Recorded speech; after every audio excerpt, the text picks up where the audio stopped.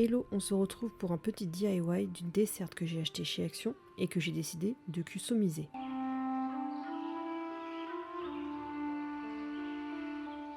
J'ai commencé par poncer toutes les parties que je souhaitais peindre, sans oublier d'utiliser ma serviette microfibre pour être sûr d'enlever toutes les poussières. Ensuite, j'ai utilisé une bombe de primer pour servir de première couche afin que la bombe de couleur puisse tenir et que l'on ne voit pas le bois au travers. Peu importe où vous le faites, n'hésitez pas à utiliser un carton pour pouvoir protéger vos surfaces. Mettez-vous à quelques centimètres pour être sûr de ne pas faire de coulures ou de grosses traces. Donc là, c'était la première étape du primer. Ensuite, comme j'avais assez de place, je me suis attaquée à une autre partie en laissant la première face toujours sécher. Et là, hélas, la pluie s'est invitée au rendez-vous, j'ai dû faire une petite pause, heureusement que j'ai un atelier pour tout stocker. Et ensuite, le soleil est revenu, j'ai donc pu m'attaquer à l'autre face.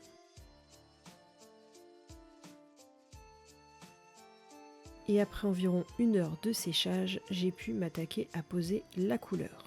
Donc noir, sans surprise pour moi. Et là, il en va de même sur les parties latérales de ma desserte.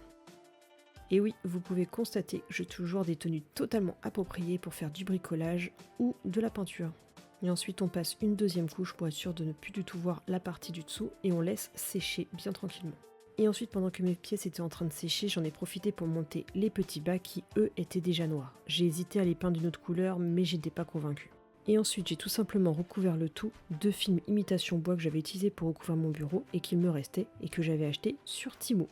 L'imitation n'est pas aussi proche du style de mes meubles vasagles, mais je me suis dit que ça faisait quand même mieux l'affaire que de ne rien faire. Et j'ai poursuivi le montage du meuble dans son intégralité. Donc là, heureusement, j'avais une caisse pour superposer parce que j'avais pas encore posé les roues. Et là, donc, je prends le plateau du bas et je vais y fixer les petites roulettes, qui en plus ont des freins, ça c'est trop bien. Donc non, flemme et économie, on ne verra pas le dessous, donc je ne l'ai pas peint. Et voilà, le meuble une fois terminé. Et voilà le résultat, maintenant j'ai plus qu'à trier mon bureau en bordel là-haut et tout ce qui est création doit rentrer là-dedans, sinon ça dégage. Donc voilà, j'espère que cette petite customisation vous aura plu. Je sais que ça n'a pas trop à voir avec les chiens, mais vous pouvez faire la même chose pour un meuble avec des produits de toilettage ou pour ranger vos friandises.